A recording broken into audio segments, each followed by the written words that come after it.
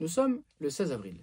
Le 16 avril est un jour particulier. C'est un jour qu'on appelle le jour du savoir, Yom el-Ilm, car il célèbre le décès de l'imam Ibn Badis qui a justement donné toute sa vie pour le savoir, toute sa vie pour la connaissance. Alors pour parler de l'imam Ibn Badis, celui-ci est né en 1889. Il est né en Algérie. L'Algérie à ce moment-là était colonisée. Alors le rapport au savoir était devenu très difficile puisque les écoles avaient été fermées. Les imams et les savants n'avaient plus la possibilité d'enseigner et donc une grande partie de la population était coupée de la connaissance. Autant de la connaissance historique, c'est-à-dire leurs racines, que de la connaissance religieuse, c'est-à-dire les fondamentaux de leur religion. Ibn Badis, qui lui était ou bien faisait partie d'une famille privilégiée, a eu la possibilité d'étudier. Il a même pu quitter son pays pour aller participer donc à des études plus importantes sur sa religion, en l'occurrence à l'université de Zaytouna par exemple. Et il est même parti dans le Hijaz, donc, où il a effectué le pèlerinage, et il est resté quelques années en Arabie Saoudite, où il a justement pu étudier de manière plus approfondie. C'est là qu'il a rencontré Bachir el-Ibrahimi, et qu'ensemble ils ont discuté de la situation de leur pays. Ils étaient préoccupés justement par le fait que le savoir n'était plus disponible, par le fait que toute la dimension religieuse avait été mise de côté par la colonisation. Et alors Ibn Badis a été tenté de ne plus retourner dans son pays. Il s'est dit autant rester à Al-Médina afin de justement de pouvoir être libre dans sa pratique religieuse. Mais sa rencontre avec un shir d'origine indienne va bouleverser son destin. Celui-ci va lui dire justement qu'il est impératif qu'il rentre dans son pays et qu'il mette tout en œuvre afin de faire revivre la religion, afin de faire revivre la foi, afin d'éduquer la population.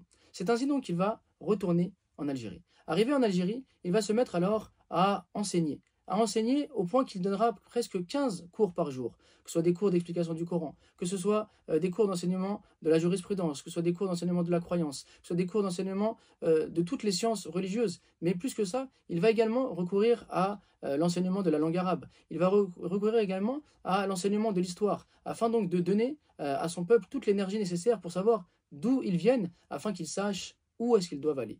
Et alors, il a décidé de mobiliser l'ensemble des ressources de l'Algérie en faisant donc le tour de l'Algérie. Il achète une carte de transport et le week-end, lorsqu'il ne donne pas de cours, il traverse l'Algérie afin donc de sensibiliser toutes les régions et tous les savants qu'il peut rencontrer sur l'importance du savoir, l'importance de la connaissance, l'importance de l'éducation. Plus que ça, il va se mettre à ouvrir un nombre important d'écoles et il va réformer, on va dire, le système éducatif en proposant que l'enseignement soit également transmis aux femmes. Car à ce moment-là, justement, les femmes n'avaient pas accès au savoir. Et lui, il était conscient que si les femmes n'avaient pas accès au savoir, comment est-ce que les enfants pourraient être bien éduqués? Et que les hommes comme les femmes ont les mêmes responsabilités devant Dieu et les mêmes responsabilités dans la société. Alors ils ont ce besoin d'éducation. Il a alors décidé, avec Bachir el-Ibrahimi et un ensemble d'autres personnes, de fonder l'association des ulama. Et avec cette association, ils ont alors complètement changé la donne puisqu'ils ont ouvert des écoles à travers toute l'Algérie, des écoles dans lesquelles un programme complet était enseigné, un programme complet de toutes les matières possibles et imaginables, les matières que l'on peut appeler profanes comme les matières qu'on peut appeler religieuses, afin de justement donner de la vitalité, donner de la force, donner de la foi à l'ensemble de la population.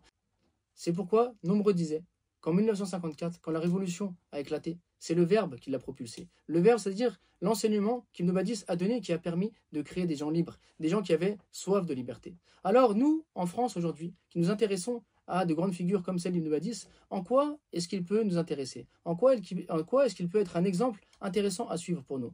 Il y a de nombreuses leçons à tirer de sa vie, mais parmi les leçons les plus intéressantes, le fait qu'il a mis au centre de la vie de chacun la lecture, la science, la connaissance, et qu'il a mobilisé pour cela pas uniquement les connaissances proprement religieuses, mais qu'il a mobilisé les connaissances dans leur ensemble, à savoir le recours à l'histoire, le recours à la culture, le fait de s'inscrire dans une dimension civilisationnelle. Et c'est ainsi qu'il a fait de l'islam une religion vivante, une religion qui participe à la vie de la société, une religion qui est un moteur pour changer le destin des gens. Et donc, à travers l'islam, il n'a pas cherché à se replier sur lui-même, à laisser les musulmans d'un côté pendant que le monde avance de l'autre, mais au contraire à donner aux musulmans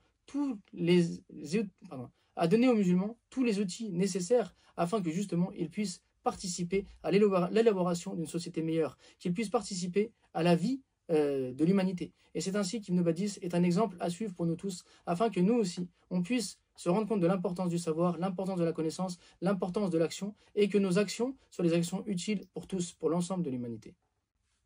Cette vidéo est bien trop courte pour nous permettre de comprendre et de connaître l'ensemble du sacrifice, l'ensemble de la vie d'Ibn Badis. Cet homme qui s'est tourné aussi bien vers le journalisme que vers l'enseignement, cet homme qui était ouvert à tous et qui est même mort d'épuisement. Mais je vous invite à prolonger la réflexion en lisant des livres de biographie justement d'Ibn Badis afin de découvrir qui était ce grand homme et de le faire connaître autour de vous. Le 16 avril ne doit pas être une date comme une autre, mais doit marquer notre vie, marquer notre destin et nous pousser vers la lecture, vers la connaissance et vers le fait de faire revivre l'histoire de ces grands hommes.